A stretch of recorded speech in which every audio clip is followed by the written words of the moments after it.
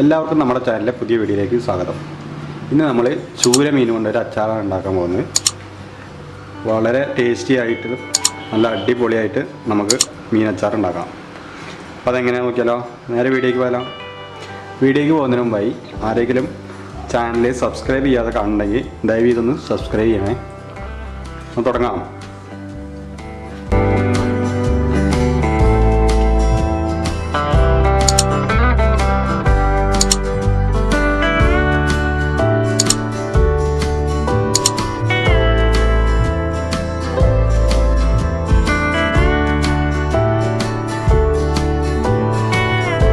മീനച്ചാർ ഉണ്ടാക്കുന്നതിനായി 1 kilo ചൂരയാണ് എടുത്തിരിക്കുന്നത്. ഇത് ചെറിയ കഷ്ണങ്ങളാക്കി കഴുകി വൃത്തിയാക്കി വെച്ചിരിക്കുന്ന മീൻ കഷ്ണങ്ങളാണ്. ഇനി ഇതിലേക്ക് കുറച്ച് മസാല ചേർക്കാം.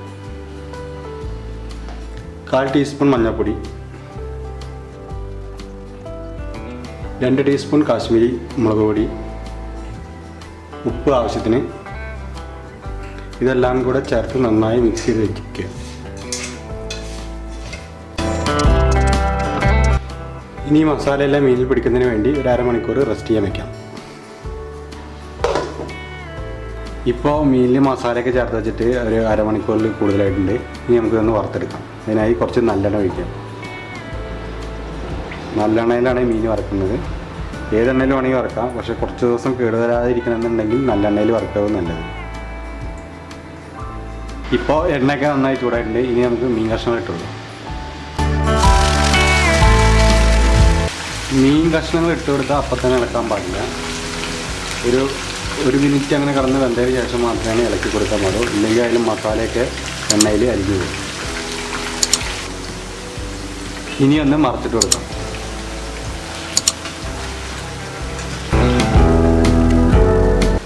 ഇതുപോലെ 2 സൈഡും വേവിച്ചെടുക്കുക. ഇപ്പോൾ 2 സൈഡ് നന്നായി മുരിഞ്ഞ് വന്നിട്ടുണ്ട്. ഇനി നമുക്കിത് കോരി ഒരു പാത്രത്തിലേക്ക് മാറ്റാം.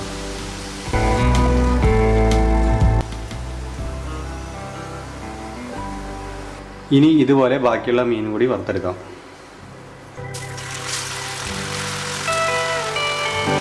ഇപ്പോൾ മീനൊക്കെ വറുത്തേണ്ടിട്ടുണ്ട്. ഇനി അച്ചാറുണ്ടാക്കാം.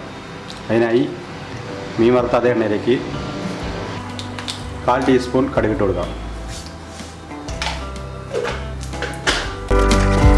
1/2 ടീസ്പൂൺ ഉലുവയും കൂടി ചേർത്ത് കൊടുക്കാം. കുറച്ച് കറിവേപ്പില കൂടി ഇട്ട് കൊടുക്കാം. കുറച്ച് വെളുത്തുള്ളി, ഇഞ്ചി ചെറുതായി അരിഞ്ഞത്,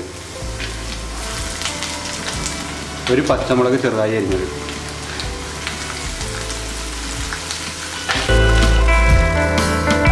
ഇപ്പോൾ ഇഞ്ചി പച്ചമുളകൊക്കെ നന്നായി വഴറ്റി വന്നിട്ടുണ്ട്. ഇത് നമുക്ക് തീ ഓഫ് ചെയ്യാം. അതിനുശേഷം ഇതിലേക്ക് പൊടിയായിട്ട് കൊടുക്കാം.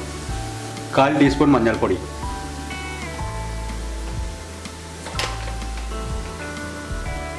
2 table spoon Kashmiri chilli, 1/4 teaspoon കായം പൊടിച്ചത്.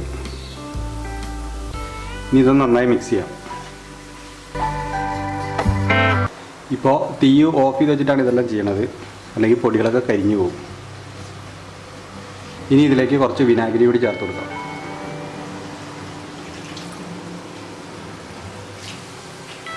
ഇനി ആവശ്യത്തിന് ഉപ്പ് കൂടി ചേർത്ത് കൊടുക്കാം. ഉപ്പ് എപ്പോഴും കുറച്ച് കൂടുതൽ ഇടുന്നതാണ് നല്ലത്. കാരണം വിനാഗിരി പുളിയൊക്കെ ഇറങ്ങുമ്പോൾ 2 ദിവസം കഴിയുമ്പോഴേക്ക് മീനിൽ അച്ചാറിൽ ഉപ്പ് കമ്മിയായിരിക്കും. അപ്പോൾ ഉപ്പ് ലേശം കൂടുതലിടാം.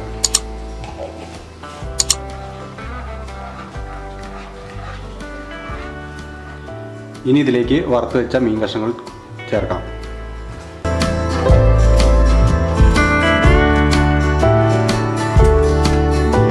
ഇനി ഒന്ന് മിക്സ് ചെയ്ത് കൊടുക്കാം.